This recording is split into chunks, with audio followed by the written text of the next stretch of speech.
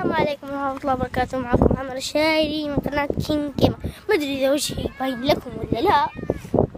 هنا معنا شخص أول مرة يجي، بسام. كيف حالك يا بسام؟ الحمد لله. طبعا بسام أنت إيش؟ ولد خالي. إيوه ولد خالي. طبعا إيش أيوه صح، اتذكرت اليوم ما في لعبة ولا تحدي ولا شيء الحين هنسوي فقرة اسمها أحوال الطقس. أو لا أقول لكم ما في فقرة، بس أسوي لكم الطقس. يحفلي في عينك جحفلي. إذا نطلع عدد مدري. جاء طبعا جحفلي عندنا فيصل. الكرة. طبعا أنا إيش عشان المطر في جدة الحين في الكورنيش أنا، صور لهم الأرض ما شاء الله حلوة. صور لهم الأرض كيف. إيش اللي الأرض؟ تعال جوا الأرض كيف. إيه؟ الأرض مو يبيلها.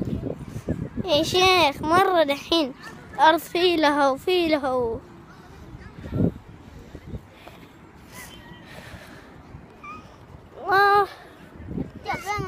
عادي أنا ما أدري إيش أسوي. طفت الموية، واحد سوى بالمكنسة الكهربائية. ما أدري.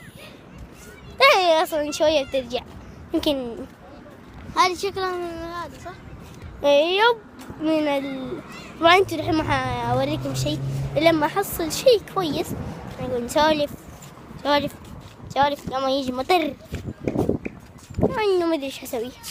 I don't know. وريهم السماء. السماء ما في شيء، كله اسود.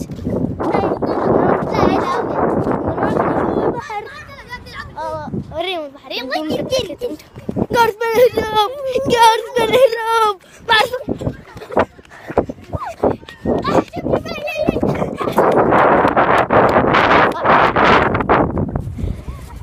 هذا هو البحر.